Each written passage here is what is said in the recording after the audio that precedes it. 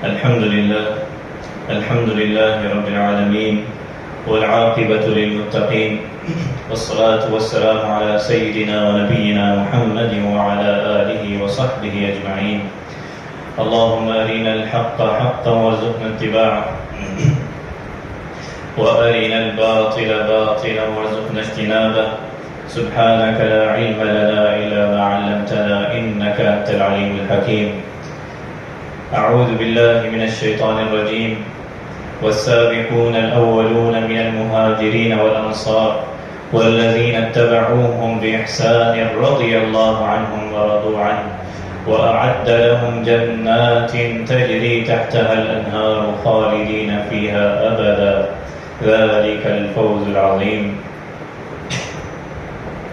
صدق الله العظيم. اللهم ربنا لك الحمد كما ينبغي لجلال وجهك وعظيم سلطانك. سبحانك لا علم لنا إلا ما علمتنا إنك أنت العليم الحكيم. تمام تعریفیں اللہ رب العالمین کے لیے ہیں. اللہ تبارک و تعالیٰ کے فضل و کرم سے، اس کی توفیق سے اور اس کی بے پناہ نعمتوں کے ساتھ ہم آج اس مبارک گھڑی میں اللہ رب العالمین کے گھر میں حاضر ہوئے ہیں. اللہ تبارک و تعالی ہمارے تمام اعمال صالحہ کو اپنی بارگاہ میں قبول فرما، ہماری زندگیوں کو نبی کریم صلی اللہ علیہ وسلم کی سنت کے مطابق بنا دے. اللہ رب العالمین نے ہماری اور آنے والے قیامت تک کے لوگوں کی کامیابی اپنے کلام اللہ اور اپنے نبی علیہ الصلاۃ والسلام کی اسوہ حسنہ کی اتباع میں رکھی، اور آپ علیہ الصلاۃ والسلام کا یہ قول اور یہ رہنمائی علیکم بسنتی وسنت الخلفاء الراشدین المہدیین، کہ تمہارے لیے میری سنت اور میرے خلفائے راشدین کی سنت، اطاعت و رہنمائی، ان کی زندگی کس طرح انہیں گزاری، اس میں بہترین رہنمائی ہے. علیکم بسنتی وسنت الخلفاء الراشدین المہدیین. اور فرمایا کہ نبی کریم صلی اللہ علیہ وسلم کو مبعوث کیا گیا کہ بہترین لوگ، بہترین صحابہ کرام رضی اللہ عنہم اجمعین جو آپ علیہ الصلاۃ والسلام کے صحابہ اور ساتھی، ان کے بارے میں فرمایا کہ ثم الذین قرنی، کہ وہ بہترین زمانہ تھا جس میں نبی علیہ الصلاۃ والسلام کو مبعوث کیا گیا. اور اللہ رب العالمین نے آپ علیہ الصلاۃ والسلام کے اولو العزم صحابہ، خلفائے راشدین، آپ کی اطاعت و فرما برداری اور آپ کی اوپر اپنی جان نثار کرنے والے صحابہ کے بارے میں فرمایا والسابقون الاولون من المہاجرین والانصار، کہ وہ جو سب سے پہلے مہاجرین انصار میں سے اور جنہوں نے ان کی اتباع کی، اللہ رب العالمین ان سے راضی ہو گیا اور ان کے لیے بے پناہ نعمتیں ہیں. انہی میں سے ایک صحابی رسول صلی اللہ علیہ وسلم کے ایک موقع پر نبی کریم صلی اللہ علیہ وسلم مدینہ کے ایک باغ میں بیٹھے ہیں. حضرت ابو موسیٰ الاشعری رضی اللہ عنہ آپ کی خدمت میں موجود ہیں کہ دروازے میں ایک صحابی آتے ہیں اور نبی کریم صلی اللہ علیہ وسلم کہتے ہیں کہ دروازہ کھولیں اور انہیں جنت کی بشارت دیں. تو حضرت ابو موسیٰ الاشعری دروازہ کھولتے ہیں اور اس میں رش کرتے ہیں، اور وہ صحابی حضرت ابو بکر صدیق رضی اللہ عنہ کو جنت کی بشارت دیتے ہیں کہ نبی کریم صلی اللہ علیہ وسلم نے آپ کو جنت کی بشارت دی. پھر تھوڑی دیر بعد پھر دروازے میں آتے ہیں ایک صحابی اس باغ کے، پھر آپ علیہ الصلاۃ والسلام فرماتے ہیں کہ دروازہ کھولیں اور انہیں جنت کی بشارت دیں. تو جب وہ صحابی دروازہ کھولتے ہیں تو حضرت عمر رضی اللہ عنہ انہیں جنت کی بشارت دی جاتی ہے. پھر تیسری مرتبہ دروازے میں ایک اور صحابی رسول صلی اللہ علیہ وسلم آتے ہیں. آپ علیہ الصلاۃ والسلام حضرت ابو موسیٰ الاشعری رضی اللہ عنہ کو کہتے ہیں کہ دروازہ کھولیں اور انہیں آنے دیں اور انہیں جنت کی بشارت دیں، لیکن ساتھ میں یہ بھی بتا دیں کہ اس سے پہلے انہیں مصیبت آئے گی، ان پر آزمائش آئے گی، فتنہ آئے گا اور انہیں قتل کر دیا جائے گا، شہید کر دیا جائے گا، اور انہیں جنت کی بشارت دیں. تو یہ صحابی دروازہ کھولتے ہیں تو حضرت عثمان غنی رضی اللہ عنہ موجود ہوتے ہیں. آپ رضی اللہ عنہ کو جنت کی بشارت دیتے ہیں اور یہ بھی فرماتے ہیں کہ اس سے پہلے فتنہ آئے گا، آپ کا محاصرہ کیا جائے گا اور پھر آپ کو شہید کر دیا جائے گا، اور اللہ کے رسول صلی اللہ علیہ وسلم نے آپ کو جنت کی بشارت دی ہے. تو اس کے جواب پہ حضرت عثمان رضی اللہ عنہ بیان فرماتے ہیں اللہ المستعان، کہ اللہ رب العالمین کافی ہے. اس سے بڑی بشارت اور کیا ہو سکتی ہے کہ اللہ کے رسول صلی اللہ علیہ وسلم نے بشارت دی ہے. اور یہ صحابی حضرت عثمان غنی رضی اللہ عنہ کہ جن کی زندگی میں، جن کے گھر میں نبی کریم صلی اللہ علیہ وسلم کی 2 صاحبزادیاں آپ کے نکاح میں، یہ ان کو شرف حاصل کہ سب سے پہلے حضرت رقیہ بنت رسول صلی اللہ علیہ وسلم سے آپ کی شادی ہوئی، اور آپ وہ اولو العزم صحابہ میں جنہوں نے شروع میں اسلام قبول کیا، اور نبی کریم صلی اللہ علیہ وسلم کے ان 10 بشارت والے صحابہ میں جن کو نبی کریم صلی اللہ علیہ وسلم نے جنت کی بشارت دی، 10 مبشرون بالجنہ. تو آپ رضی اللہ عنہ کو ذو النورین کہا گیا کہ نبی کریم صلی اللہ علیہ وسلم کی 2 بیٹیاں یکے بعد دیگر آپ رضی اللہ عنہ کے نکاح میں آئیں. پہلے حضرت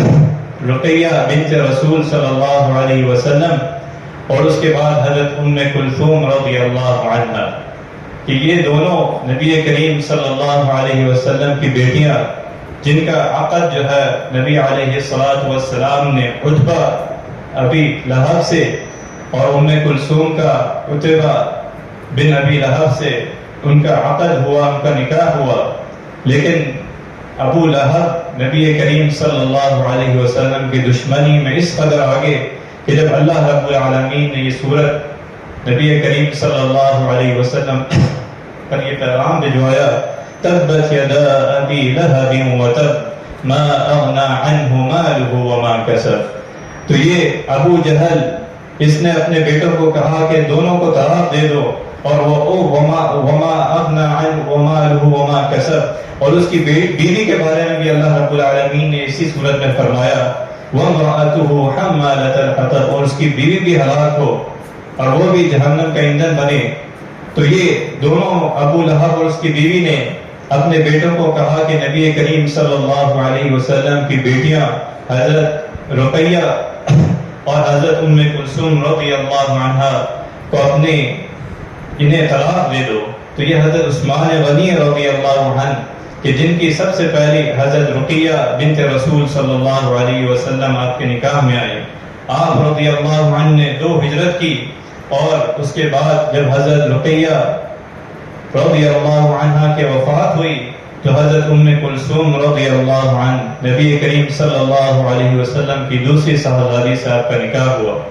کہ حضرت عثمان بن عفان کو جب سیدنا عمر رضی اللہ عنہ نے اپنی بیٹی سیدہ حفصہ رضی اللہ عنہ کے ساتھ نکاح کا کہا تو حضرت عثمان نے ابھی ہاں نہیں کیا، جواب نہیں دیا. تو جب یہ نبی کریم صلی اللہ علیہ وسلم کو معلوم ہوا اور حضرت عمر نبی کریم صلی اللہ علیہ وسلم کے پاس آئے تو آپ علیہ السلام نے فرمایا، اے عمر، کیا میں تجھے ایسا داماد نہ دوں جو تیرے لیے عثمان سے بہتر ہو؟ اے عمر، کیا میں تجھے ایسا داماد نہ دوں جو تیرے لیے عثمان سے بہتر ہو، اور عثمان کو ایسا سسر نہ دوں جو اس کے لیے تجھ سے بہتر ہو؟ تو سیدنا عمر رضی اللہ عنہ نے عرض کیا، کیوں نہیں یا رسول اللہ صلی اللہ علیہ وسلم، آپ فرمائیے. تو آپ نے فرمایا، زوجنی ابنتک وازوج عثمان ابنتی، کہ تو اپنی بیٹی حفصہ رضی اللہ عنہ کا نکاح مجھ سے کر دے اور میں اپنی بیٹی کا نکاح عثمان رضی اللہ عنہ سے کر دیتا ہوں. تو یہ حضرت عثمان غنی رضی اللہ عنہ جس کو ذو النورین کہا گیا، یہ آپ کی فضیلت کہ آپ کے عقد میں نبی کریم صلی اللہ علیہ وسلم کی 2 صاحبزادیاں آئی، اور پھر آپ کا قرآن سے تعلق اور قرآن سے محبت اور قرآن کو سیکھنا اور اس پر عمل کرنا نبی کریم صلی اللہ علیہ وسلم کے تمام صحابہ کی طرح کہ جب وہ کوئی آیت یاد ہوتی اسے سیکھتے، اسے سمجھتے اور اس پر عمل کرتے، یہ آپ علیہ السلام کی صحابہ کرام کا یہ عملی نمونہ تھا۔ اور حضرت عثمان غنی رضی اللہ عنہ کا یہ فرمان کہ جو نبی کریم صلی اللہ علیہ وسلم نے فرمایا خیرکم من تعلم القرآن وعلم، کہ یہ تم میں سے بہترین شخص وہ ہے جو قرآن سیکھے اور سکھائے۔ یہ آپ رضی اللہ عنہ کا فرمان جو نبی صلی اللہ علیہ وسلم نے فرمایا، یہ ہمارے لیے اور رہتی دنیا کی انسانیت کے لیے بہترین کہ خیرکم من تعلم القرآن وعلم، کہ تم میں سے بہترین وہ شخص ہے جو قرآن سیکھے اور سکھائے۔ یہ آپ رضی اللہ عنہ کے قرآن سے محبت، آپ کاتب قرآن کے اعزاز میں اور قرآن کے بارے میں آپ رضی اللہ عنہ کی محبت، آپ کی الفت، آپ کا تعلق کہ پوری زندگی قرآن کے ساتھ گزار دی، حتیٰ کہ شہادت بھی آئی تو وہ بھی تلاوت قرآن، وہ بھی قرآن کے نسخے پر آئی۔ آپ کا قول کہ میں اس بات کو ناپسند کرتا ہوں کہ میری زندگی میں یا کسی کی زندگی میں جو قرآن پر ایمان رکھتا ہے اس کا دن ایک دن اس طرح گزرے کہ اس نے قرآن مجید کو دیکھا نہ ہو، اس نے قرآن مجید کی تلاوت نہ کی ہو، اس نے قرآن مجید کو کھول کر سمجھا نہ ہو، اس سے رہنمائی حاصل نہ کی ہو، تو وہ مجھے سخت ناپسندیدہ ہے۔ اسی طرح آپ رضی اللہ عنہ نے فرمایا کہ 3 چیزیں پسند ہیں: بھوکوں کو آسودہ کرنا، راحت پہنچانا اور ننگوں کو کپڑا پہنانا، اور تلاوت قرآن کرنا، یہ مجھے بہت زیادہ پسند ہے۔ حضرت عثمان غنی رضی اللہ عنہ کی نبی کریم صلی اللہ علیہ وسلم سے رفاقت، آپ علیہ السلام کی اسوہ حسنہ سے براہ راست تربیت حاصل کی اور فرمایا کہ بلا شبہ اللہ رب العالمین نے محمد صلی اللہ علیہ وسلم کو حق کے ساتھ مبعوث فرمایا، اور میں اللہ اس کے رسول کی صلی اللہ علیہ وسلم کی دعوت پر لبیک کہنے والوں میں سے تھا۔ میں اس حق پر ایمان لایا جسے دیکھ کر آپ صلی اللہ علیہ وسلم کو بھیجا گیا، اور میں نے 2 ہجرتیں کی۔ بلا شبہ میں نے رسول اللہ صلی اللہ علیہ وسلم کی بیعت کی اور آپ کی صحبت میں رہا۔ اور اسی طرح حضرت عثمان غنی رضی اللہ عنہ غزوہ احد میں نبی کریم صلی اللہ علیہ وسلم کے ساتھ رہے۔ اس کے بعد بھی آپ کی فضیلت و عظمت کے لیے بیعت رضوان کے موقع پر جب نبی کریم صلی اللہ علیہ وسلم نے بیعت کی اور اپنے دائیں ہاتھ کو عثمان رضی اللہ عنہ کا ہاتھ قرار دیا اور فرمایا ہذہ لعثمان، کہ عثمان رضی اللہ عنہ کی طرف سے ہے، اور فرمایا کہ جب مکہ مکرمہ میں شہادت کی افواہ پھیلی کہ حضرت عثمان رضی اللہ عنہ کو شہید کر دیا گیا ہے، تو نبی کریم صلی اللہ علیہ وسلم نے جب بیعت لی، اور جب بیعت لی کہ مشرکین مکہ سے قتال کیا جائے، اور اللہ رب العالمین نے اس بیعت کے بارے میں آیات نازل فرمائی ان الذین یبایعونک انما یبایعون اللہ، کہ بے شک وہ لوگ تجھ سے بیعت کر رہے تھے، انما یبایعون اللہ، در حقیقت وہ اللہ سے بیعت کر رہے تھے، ید اللہ فوق ایدیہم، اللہ کا ہاتھ ان کے ہاتھوں کے اوپر تھا۔ اور پھر انہیں بشارت دی لقد رضی اللہ عن المؤمنین اذ یبایعونک تحت الشجرۃ فعلم ما فی قلوبہم، کہ بلا شبہ یقیناً اللہ رب العالمین ایمان والوں سے راضی ہو گیا جب وہ اس درخت کے نیچے آپ سے بیعت کر رہے تھے، تحت الشجرہ فعلم ما فی قلوبہم، کہ اللہ رب العالمین نے جان لیا جو ان کے دلوں میں تھا، فانزل السکینۃ علیہم، پس ان پر سکینت نازل کی، واصابہم فتحا قریبا، اور انہیں بدلے میں ایک قریب فتح عطا فرمائی اور بشارت دی کہ عن قریب جو ہے انہیں فتح ملے گی۔ اسی طرح سیدنا عثمان غنی رضی اللہ عنہ کی اللہ کے راستے میں سخاوت، اللہ کے راستے میں مال خرچ کرنا اس کی مثال ہے۔ غزوہ تبوک کے موقع پر سیدنا عثمان رضی اللہ عنہ نے نبی کریم صلی اللہ علیہ وسلم کے پاس 1000 دینار پیش کیے، اور آپ علیہ السلام نے فرمایا کہ آج کے دن یہ عمل عثمان رضی اللہ عنہ نے جو عمل کیا ہے، یہ اللہ کے راستے میں جو خرچ کیا ہے، وہ اسے نقصان نہیں پہنچائے گا، یہ عمل اسے کبھی نقصان نہیں پہنچائے گا جو اللہ کی رضا کے لیے اللہ کے راستے میں ایسے وقت پہ خرچ کیا۔ اور آپ علیہ السلام نے نبی کریم صلی اللہ علیہ وسلم نے بشارت دی کہ حضرت عثمان رضی اللہ عنہ اور جو صحابی اس موقع پر تائید و نصرت کرے گا، اپنا مال خرچ کرے گا، اسے جنت کی بشارت دی جاتی ہے۔ تو حضرت عثمان غنی رضی اللہ عنہ نے اپنا مال خرچ کیا۔ اسی طرح مدینہ منورہ میں جب نبی کریم صلی اللہ علیہ وسلم اور آپ کے صحابہ کرام رضی اللہ عنہم اجمعین ہجرت کر کے گئے اور پانی کی ضرورت پیش ہوئی، گرمی اور پانی کی قلت کی وجہ سے،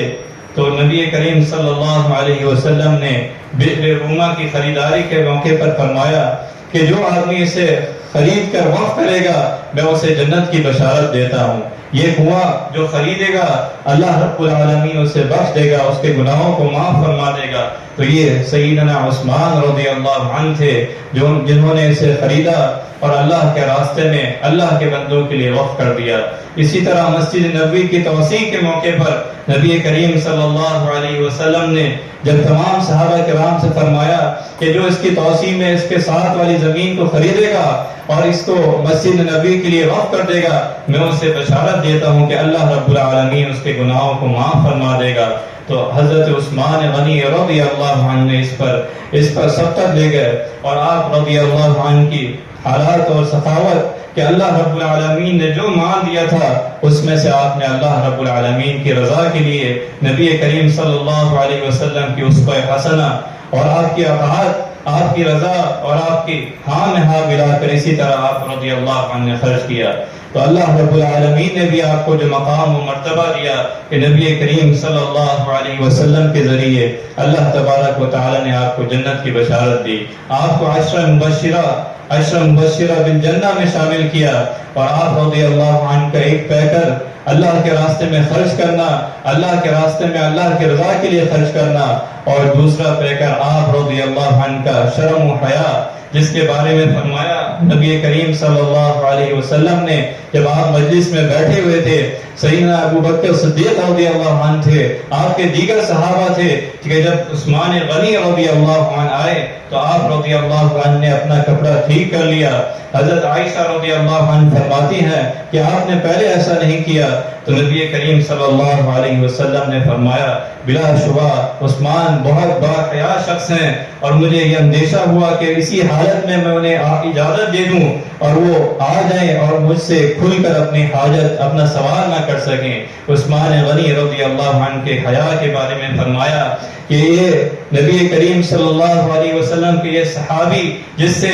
میں حیا نہ کروں، وہ صحابی جس سے اللہ کے فرشتے بھی حیا کرتے ہیں، اس سے اللہ رب العالمین کے فرشتے بھی حیا کرتے ہیں۔ آپ علیہ الصلوۃ والسلام نے فرمایا، سیدنا انس بن مالک رضی اللہ عنہ بیان کرتے ہیں، ارحم امتی بامتی ابو بکر واشدهم فی دین اللہ عمر واصدقهم حیاء عثمان واقضاهم علی بن ابی طالب رضی اللہ عنہ۔ میری تمام امت میں سے میری امت پر زیادہ رحم کرنے والے وہ ابو بکر صدیق رضی اللہ عنہ ہے، اور ان میں سے اللہ کے دین کے معاملے میں زیادہ سخت حضرت عمر رضی اللہ عنہ ہے، اور سب سے زیادہ سچی حیا والے عثمان رضی اللہ عنہ ہے، اور ان میں سے سب سے زیادہ بہتر فیصلہ کرنے والے حضرت علی رضی اللہ عنہ ہے۔ یہ نبی کریم صلی اللہ علیہ وسلم کے صحابہ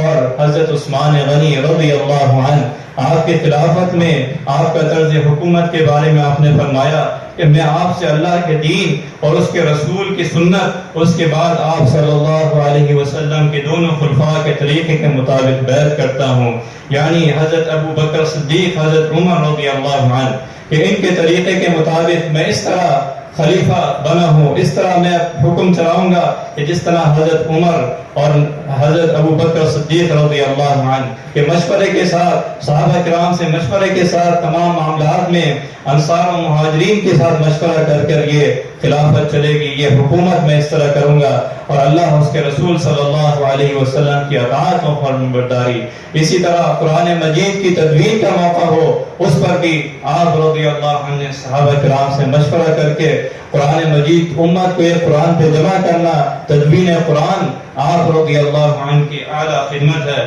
اور اسی طرح مصنوعی وضو کی تعلیم دیتے ہوئے حضرت عثمان رضی اللہ عنہ نے فرمایا کہ وضو کیا اور فرمایا کیا میں تمہیں وہ حدیث بیان نہ کروں جو نبی کریم صلی اللہ علیہ وسلم نے فرمائی کہ جس شخص نے اچھی طرح وضو کیا پھر مسجد میں داخل ہوا اور نماز پڑھی تو اس نماز کے بعد اور دوسری نماز کے درمیان اس کے گناہ بخش دیے جائیں گے یہاں تک کہ وہ اس نماز کو ادا کر لے۔ اسی طرح فرمایا من توضأ فأحسن الوضوء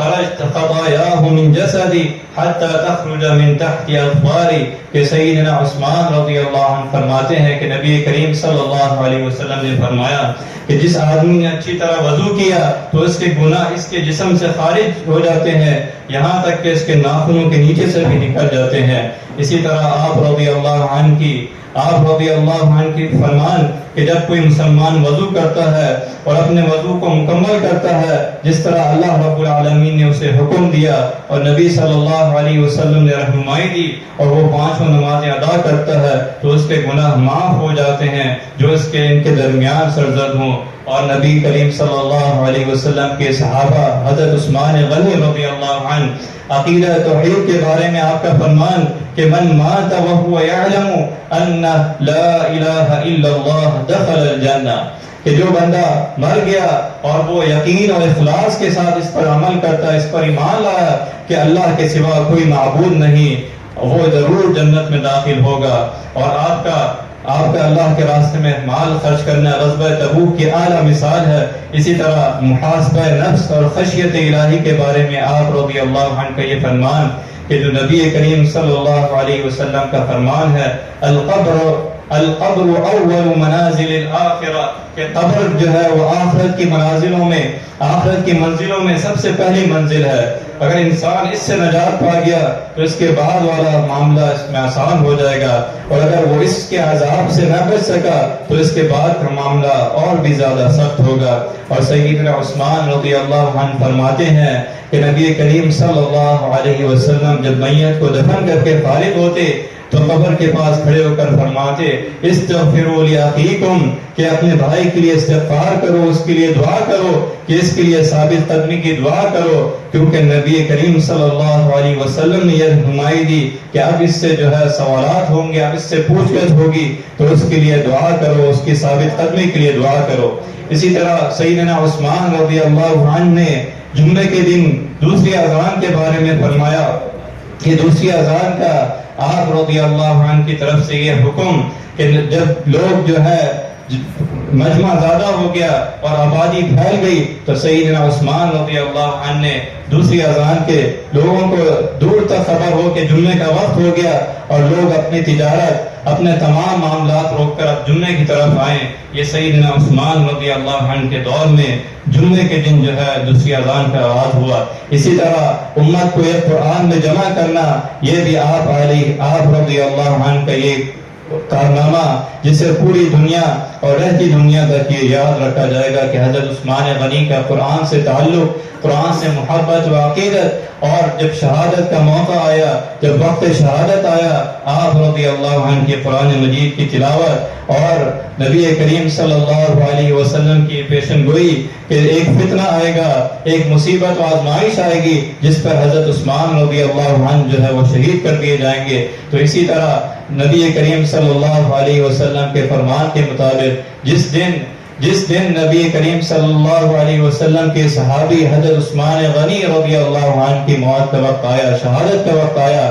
آپ رضی اللہ عنہ نے اپنی بیوی کو کہا کہ میں نے خواب میں دیکھا ہے کہ میں روزے سے ہوں، اور نبی کریم صلی اللہ علیہ وسلم نے کہا کہ ہمارے ساتھ افطاری کرنا، اور اسی رات جو ہے آپ رضی اللہ عنہ کو قتل کر دیا گیا، شہید کر دیا گیا. اور ان آیات میں مفسرین نے لکھا کہ ان آیات میں آپ رضی اللہ عنہ کا خون گرا. فَإِنْ آمَنُوا بِمِثْلِ مَا آمَنْتُمْ بِهِ فَقَدِ اهْتَدَوْا وَإِنْ تَوَلَّوْا فَإِنَّمَا هُمْ فِي شِقَاقٍ فَسَيَكْفِيكَهُمُ اللَّهُ وَهُوَ السَّمِيعُ الْعَلِيمُ. بس اگر وہ ایمان لائیں ان چیزوں پر جن پر تم ایمان لائے ہو، بِمِثْلِ مَا آمَنْتُمْ بِهِ فَقَدِ اهْتَدَوْا، جس پر آپ ایمان لائے ہیں تو یہ یقیناً ہدایت پائیں گے. وَإِنْ تَوَلَّوْا فَإِنَّمَا هُمْ فِي شِقَاقٍ، اور اگر یہ روگردانی کریں، یہ منہ پھیر لیں تو اللہ رب العالمین کے ہاں پکڑ ہوگی. فَسَيَكْفِيكَهُمُ اللَّهُ، کہ اللہ رب العالمین آپ کے لیے کافی ہے ان کے مقابلے میں. وَهُوَ السَّمِيعُ الْعَلِيمُ. اللہ رب العالمین سے دعا ہے